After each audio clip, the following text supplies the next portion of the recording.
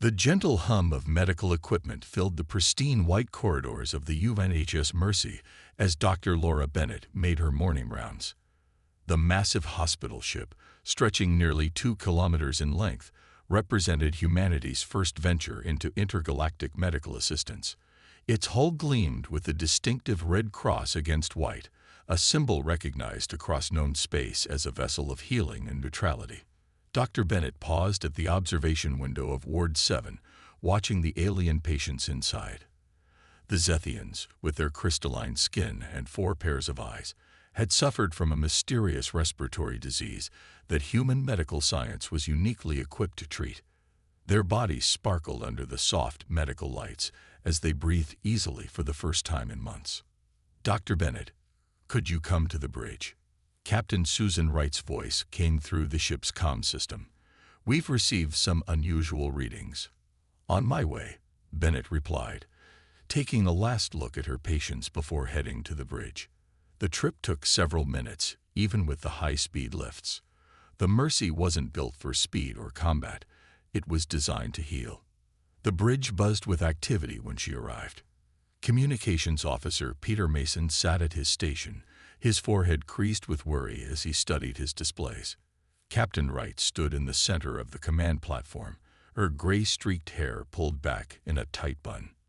"What's the situation?" Bennett asked, joining them at the main display. "We're picking up energy signatures," Mason explained, his fingers dancing across his console. "They're not matching any known medical or civilian vessels. The patterns suggest warships, but that can't be right. We're in neutral space, and we're clearly marked as a hospital ship." Captain Wright's lips thinned into a line. "How many?" "3 large vessels, ma'am. Moving fast. They'll be within weapons range in 10 minutes. Bennett felt her stomach tighten. In the 6 months since the Mercy had begun its mission, they'd never encountered hostile forces. The ship carried minimal defensive shields, enough to protect against space debris and radiation, but nothing that could withstand a military attack. "Open a channel," Wright ordered. "All frequencies, all languages." Mason worked his console. "Channel open. This is Captain Susan Wright of the United Nations Hospital Ship Mercy. We are a neutral medical vessel on a humanitarian mission. Please identify yourselves." The response came in the form of a violent shudder that ran through the ship. Warning lights flashed across every console. "Energy spike," Mason shouted. "They're charging weapons." "That's impossible," Bennett whispered. "We have over 2,000 patients aboard. We're clearly marked. This violates every intergalactic convention." The ships emerged from the darkness of space, their angular forms resembling predatory insects. Their hulls were dark purple, almost black, with weapon ports glowing an ominous red. "Vracnid Empire vessels," Mason identified them, his voice shaking. "They're not responding to hails." Another blast rocked the ship, stronger this time. The shields flickered, already straining under the assault. "All medical staff, emergency protocols." Bennett called through the ship-wide comm. "Secure all patients. Initiate critical care procedures." She turned to the captain. "Susan, we have patients on life support. If we lose power—" "Sending distress signal on all frequencies," Mason reported. "Emergency protocols activated." Captain Wright stood tall, her voice steady despite the chaos around them. "This is UNHS Mercy declaring an emergency under Convention 47 of the Galactic Medical Treaty. We are a neutral hospital ship under unprovoked attack. We have over 2,000 critical patients aboard, requesting immediate assistance." The bridge crew watched in horror as more Vracnid ships appeared, their weapons charging. The Mercy's shields wouldn't last long against this kind of firepower. "Multiple impacts imminent," Mason warned. "Shields at 60% and falling." Dr. Bennett gripped the railing as another blast shook the ship. In the medical wards below, thousands of patients from dozens of species depended on them. The thought of all those lives at risk made her blood boil. "Signal repeating on all frequencies," Mason reported. "Wait, we're getting a response." Through the main viewport, a new light appeared. the bright flash of an FTL jump point forming. Someone had heard their call. "Message coming through," Mason announced, his voice lifting with hope. "It's Earth's 7th Fleet. They're on their way." Captain Wright's expression hardened. "Inform all patients and staff.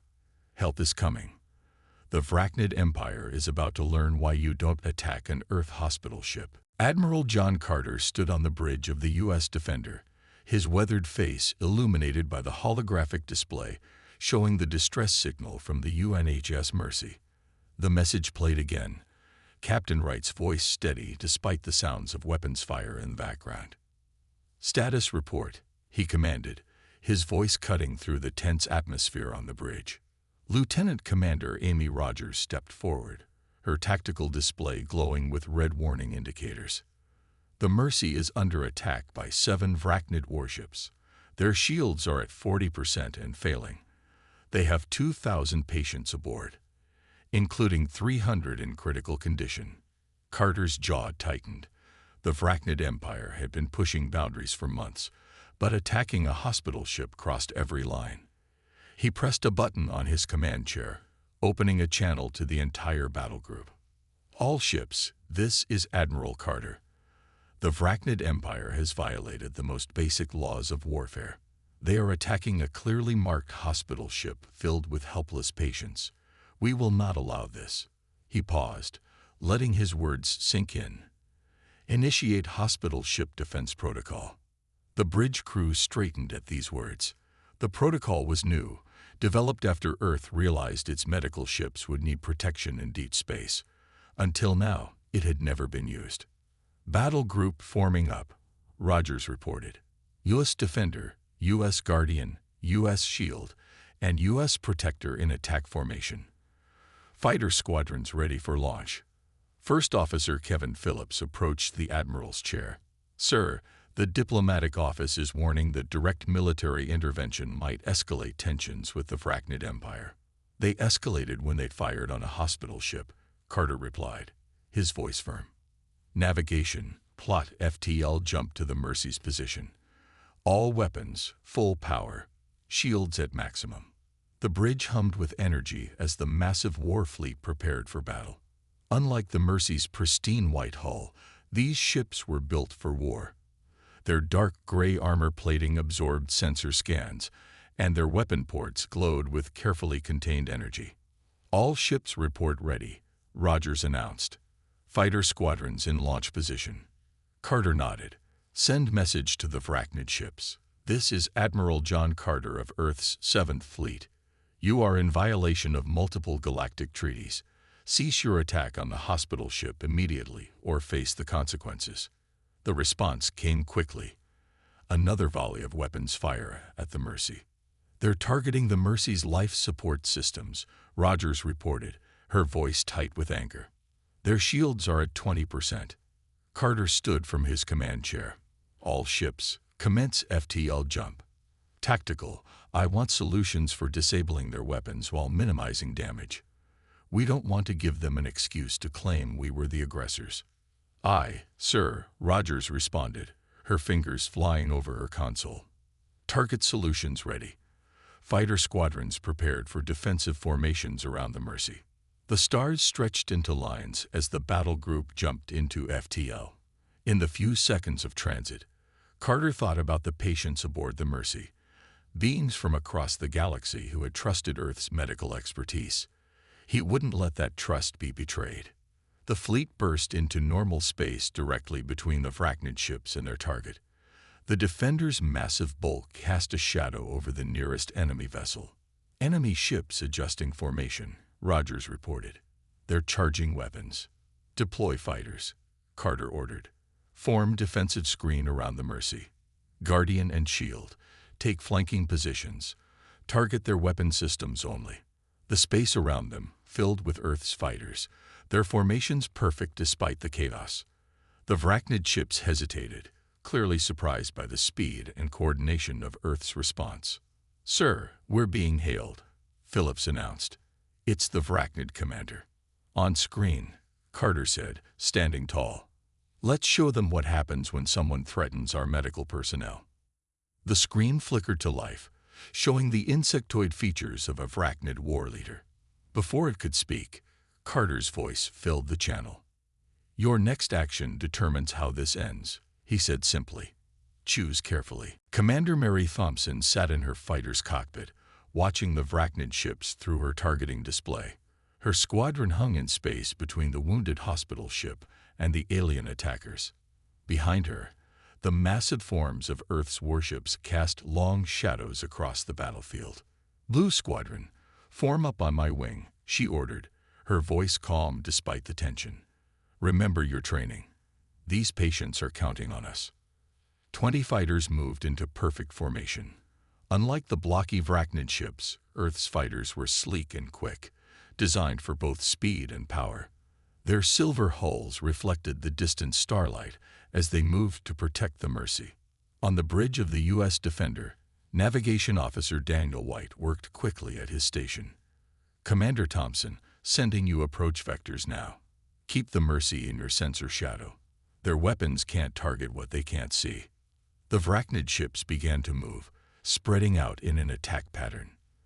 Their purple hulls seemed to absorb the light around them, making them look like holes in space. "They're not backing down," Tactical Officer Christopher Lee reported from his station.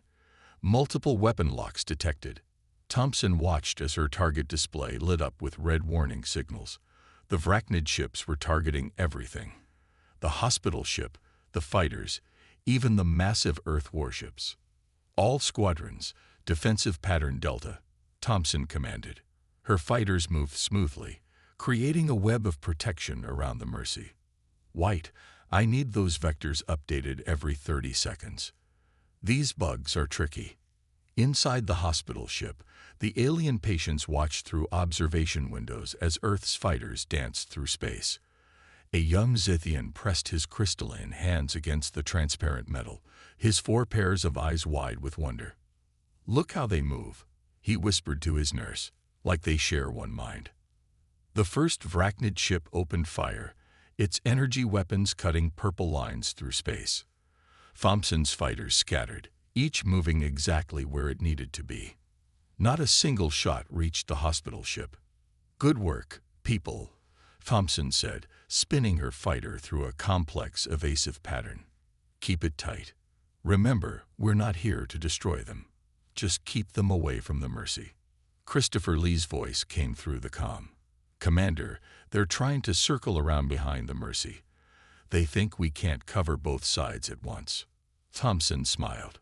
"Show them how wrong they are. Blue Squadron, split formation. Groups 1 and 2, take high and low. Group 3, stay on my wing." The fighters split apart like mercury droplets, each group moving to perfect positions around the hospital ship. The Vracnid attacks became more desperate, their shots going wide as Earth's pilots demonstrated their superior training. "Multiple hits on enemy weapon systems," Lee reported. "Clean shots, Commander. Their main batteries are losing power." In the Mercy's medical bay, Dr. Bennett watched the battle through a tactical display. "I've never seen flying like this," she said to Captain Wright. "They're not just protecting us. They're doing it without causing any serious damage to the attackers." "That's the point," Wright replied. "We're showing them we could destroy them if we wanted to, but we choose not to." Outside, Thompson's fighters continued their defense. When a Vracnid ship tried to slip through a gap in the formation, 3 fighters appeared as if from nowhere, their warning shots forcing the alien vessel back. "Their formation is breaking," Lee announced. 2 ships are powering down weapons, 3 more are falling back. Thompson watched as the Vracnid ships began to retreat. Their tight attack formation had fallen apart in the face of Earth's precise defense. Not a single shot had reached the hospital ship since the fighters arrived. "All squadrons, maintain positions," she ordered. They might try one last rush. But the Vracnid ships continued to back away, their weapons powering down one by one. In less than 20 minutes, Earth's fighters had demonstrated why attacking a hospital ship was a terrible idea. "Commander Thompson," Admiral Carter's voice came through the comm. "Excellent work. You've shown them exactly what humanity stands for: protection without unnecessary destruction. Thompson looked at the hospital ship, its white hull still gleaming despite the recent attack. Just doing our job, sir. Nobody threatens our healers. Not while we're around. The victory celebration on the Mercy was cut short by a series of urgent beeps from the sensor station. Officer Mason's face went pale as he studied the readings. "Captain, multiple FTL signatures detected," he reported. "Much bigger than before. It's the Vrachnid main battle fleet." Captain Wright shared a worried look with Dr. Bennett. "How many ships?" 23 warships, including 2 dreadnoughts," Mason replied. "They'll be here in 10 minutes. In the engine room, Engineer Nicole Anderson worked frantically at her console. The Mercy's shields had taken heavy damage in the first attack, and they wouldn't survive another. She wiped sweat from her forehead as she rerouted power from non-essential systems. "Anderson to bridge," she called. "I might have a way to strengthen our shields, but it will mean shutting down artificial gravity in non-critical areas." "Do it," Wright ordered. "Dr. Bennett, how will that affect the patients?" "We can manage," Bennett replied.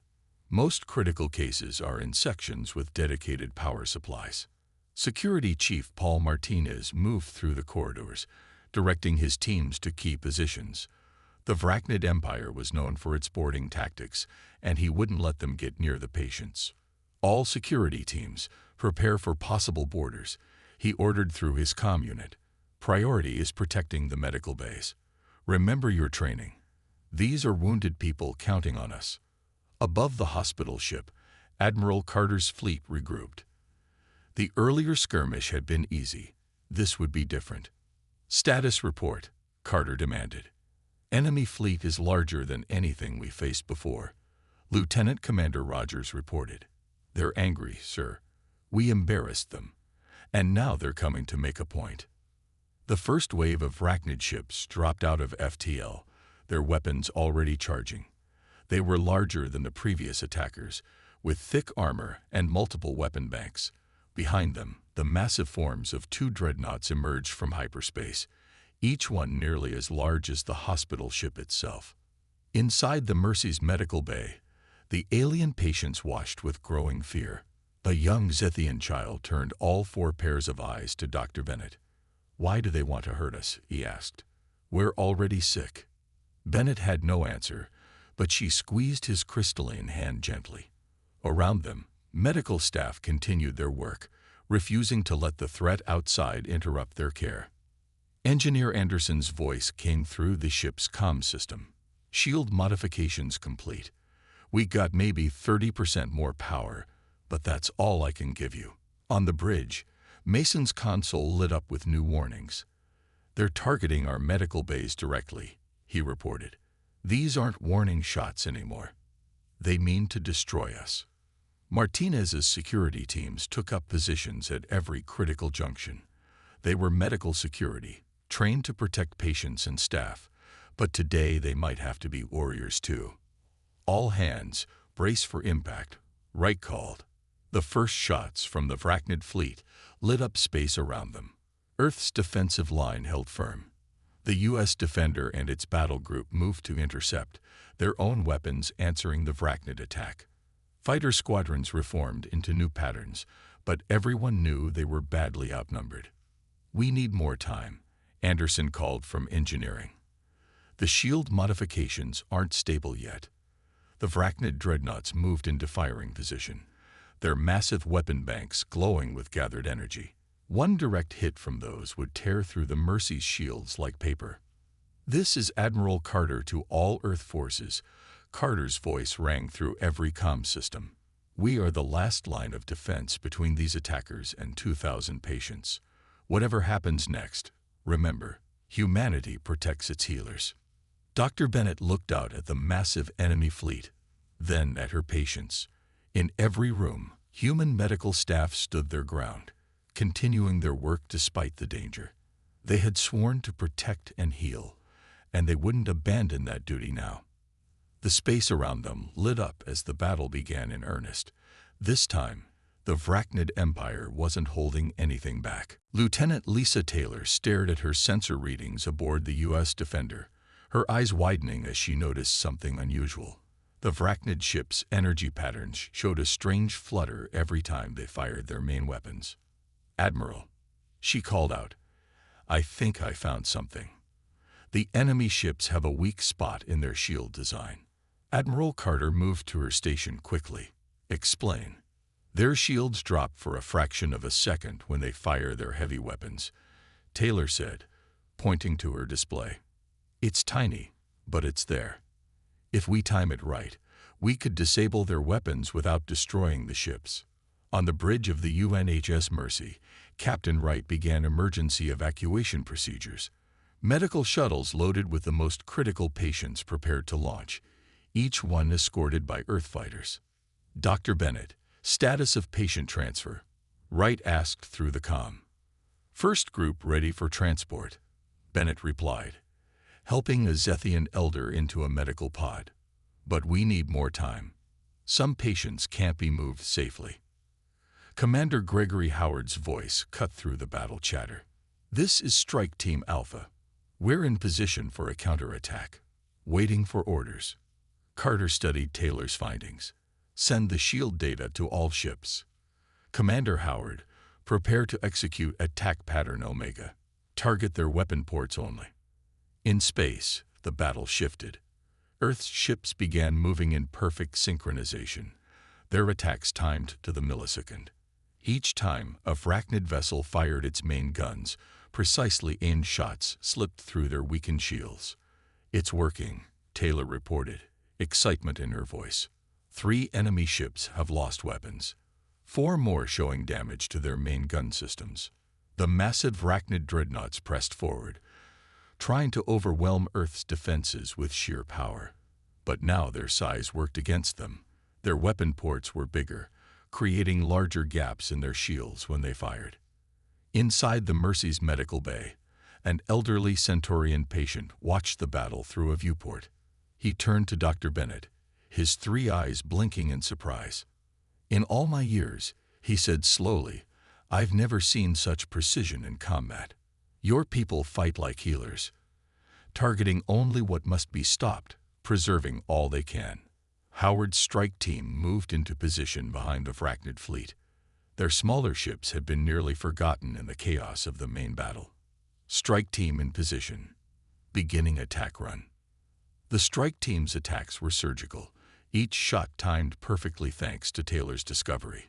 One by one, the Vrachnid ships lost their ability to threaten the hospital ship. "Main fleet effectiveness down to 40%, Taylor reported. "Their formation is breaking up." On the Mercy's bridge, Mason picked up new transmissions. "Sir, the enemy ships are talking to each other. They sound confused. They didn't expect us to be able to disable them without destroying them." Captain Wright allowed herself a small smile. "Send them another surrender request. Remind them that we're still willing to treat any wounded they might have." The battle continued, but the tide had turned. Earth's forces moved with increasing confidence, their attacks precise and effective. The Vrachnid fleet's overwhelming numerical advantage meant nothing against this new tactical approach. Dr. Bennett watched from the medical bay as another group of patients was safely evacuated. Around her, human nurses and doctors continued their work, checking vital signs and administering treatments even as the battle raged outside. "Admiral," Taylor called out, "the second dreadnought is powering down its weapons. The first one is falling back. They're starting to retreat." Carter nodded. "Maintain pressure. Don't let them near those medical shuttles. Commander Howard, keep your strike team ready. This might be a trick." But it wasn't a trick. One by one, the mighty Vrachnid ships withdrew, their weapons disabled but their ships largely intact. Earth's forces had done the impossible. They had defeated a superior fleet while protecting a hospital ship, and they had done it without a single unnecessary death. In the Mercy's medical bay, the Centaurian elder nodded slowly. "Now I understand," he said to Dr. Bennett. "You humans are not just healers or warriors. You are both. and that makes you stronger than either alone. The Vrachnid retreat didn't last long. Deep in space, more FTL signatures appeared as their reserve fleet arrived. This time, they brought 30 new warships, including their feared planet killer, a massive vessel that dwarfed even their dreadnoughts. Admiral Carter stood on the Defender's bridge, watching the new threat approach. The time for holding back was over. All ships, this is Admiral Carter. Initiate Defense Protocol Level 2. Around the Earth fleet, space itself seemed to ripple. Hidden weapon ports opened on every ship, revealing technology that humanity had kept secret for years. The U.S. Defender transformed before the enemy's eyes, its hull shifting to reveal layers of advanced weaponry. Officer Mason's voice came through from the Mercy. "Admiral, we're picking up unusual readings from your ships. What's happening?" "Something we hoped we'd never need to show," Carter replied. "Dr. Bennett, your medical knowledge about Vrachnid biology, can you send it to our tactical systems?" In the Mercy's medical bay, Dr. Bennett looked up from her patients. She had treated several Vrachnid civilians in the past, learning much about their physical weaknesses. "Sending data now," she said. "But remember, these are still living beings." Lieutenant Taylor combined Bennett's medical data with their tactical systems. "Sir, with this information, we can target their ship's environmental systems. We can force them to retreat without harming them." The planet killer moved forward, its massive weapons charging. Energy readings went off the charts as it prepared to fire. "Now," Carter ordered. Earth's ships released a series of precise energy pulses. The beams weren't aimed at the Vrachnid ship's weapons or engines. Instead, they targeted specific frequencies that disrupted the aliens' artificial gravity and life support systems. Inside the enemy vessels, the Vrachnid crews found themselves struggling with disorientation as their inner ear equivalents were affected by the carefully tuned frequencies. Not enough to harm them, but enough to make combat impossible. "Their fleet is losing coordination," Taylor reported. "The planet killer's weapon charge is dropping." Officer Mason continued intercepting enemy communications. "They're confused, sir. They don't understand how we're affecting their crews without damaging their ships." The Vrachnid commanders tried to press their attack, but their crews could barely function. Ships began to drift out of formation as their pilots fought against the disorienting effects. Dr. Bennett watched the tactical display with professional interest. "You're using their own biology against them, but staying within safe medical limits. Impressive." More of Earth's hidden capabilities were revealed. The fighter squadron suddenly showed advanced stealth technology, becoming nearly invisible to enemy sensors. The U.S. Defender projected energy fields that could redirect enemy fire harmlessly into space. "They're trying to adapt," Taylor reported. "But every time they change their shield frequencies, we adjust faster." Carter nodded. "Because we're not trying to destroy them. We're protecting our people while showing them why attacking a hospital ship was a terrible mistake." The Vrachnid planet killer, their most feared weapon, hung helpless in space. Its crew could barely stand, let alone operate its complex weapons. Around it, the rest of their fleet was in chaos.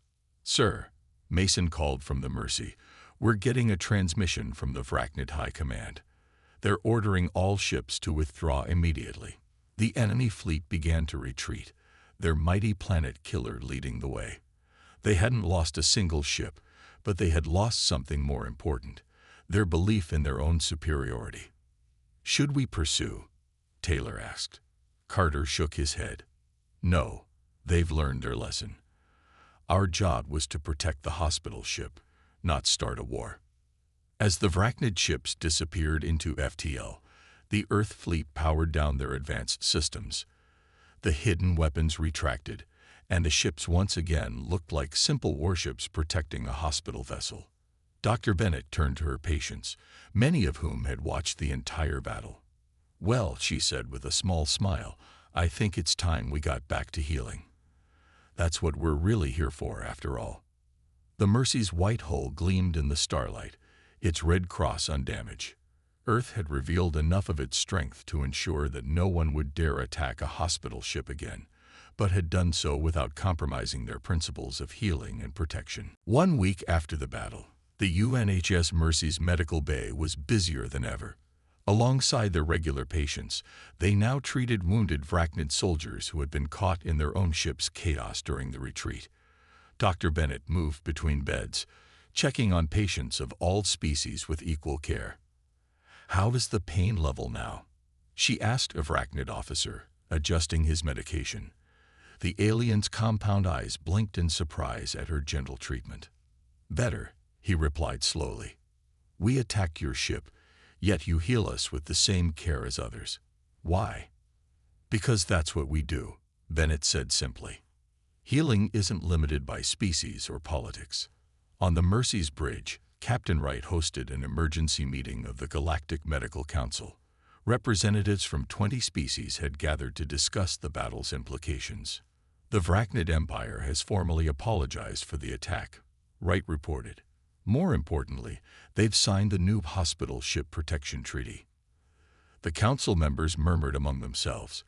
A Zethian representative spoke up, his crystalline form catching the light. "Earth's response was unprecedented. You defended without destroying, protected without vengeance." Admiral Carter stood at the viewport, watching Earth fighters patrol around the hospital ship. "That's the point we wanted to make. Earth can fight if needed, but we prefer to heal." In the ship's conference room, Lieutenant Taylor presented her analysis of the battle to military observers from allied species. The room was packed with representatives eager to understand Earth's defensive capabilities. "The key wasn't our weapons," she explained. "It was our understanding that true strength comes from protection, not destruction. We designed our entire defense system around that principle." Officer Mason, monitoring communications from his station, smiled as he listened to the galactic news broadcasts. The story of Earth's defense of the Mercy had spread across known space. Every report emphasized the same points: Earth's precision, restraint, and unwavering protection of the wounded. In the engine room, Engineer Anderson worked with Vrachnid technical experts, showing them how to modify their life support systems to prevent future incidents. "Your shield technology is impressive," a Vrachnid engineer admitted. "We never considered using defensive systems in such a way. Sometimes the best defense is making sure no one wants to attack in the first place," Anderson replied. Security Chief Martinez led a team of mixed-species security officers through training exercises. The Galactic Council had requested Earth's help in developing new protocols for hospital ship protection. "Remember," he told his trainees, "our job isn't just to guard. It's to create an environment where healing can happen safely." Commander Howard's strike team had become instructors, teaching other species' military forces about precision targeting and minimal force tactics. The Vrachnid defeat had changed military doctrine across known space. Back in the medical bay, the Vrachnid officer watched Dr. Bennett treat a young Zethian child. "Our leaders thought Earth was weak because you focused on healing," he said. "We were wrong. Your dedication to protecting life makes you stronger than our weapons ever could." Admiral Carter received news from Earth Command. The hospital ship defense protocol was being expanded. More hospital ships would be built, each protected by Earth's fleet. The message was clear: attack one healer, and you face all of humanity. "Captain," Mason called from his station, "we're receiving requests from 17 systems. They all want Earth's help establishing medical ships of their own." Wright smiled. "Tell them we'll be happy to help. That's why we're out here." The Mercy's white hull had become a symbol across the galaxy. The Red Cross no longer just meant medical help. It meant the full protection of Earth's fleet. No one would dare attack a hospital ship again. Dr. Bennett finished her rounds, looking out at the stars through a viewport. Around the Mercy, Earth's warships stood guard, their presence now bringing comfort to patients of all species. They had shown the galaxy something important: that humanity's greatest strength wasn't in its weapons or technology, but in its unwavering commitment to protect those who heal. "Ready for the next batch of patients?" a nurse asked. Bennett nodded, turning back to her work. In the end, that's what really mattered. Not the battles won or the enemies turned to friends, but the simple, endless task of healing those in need. And now, thanks to Earth's response, they could do that work in peace.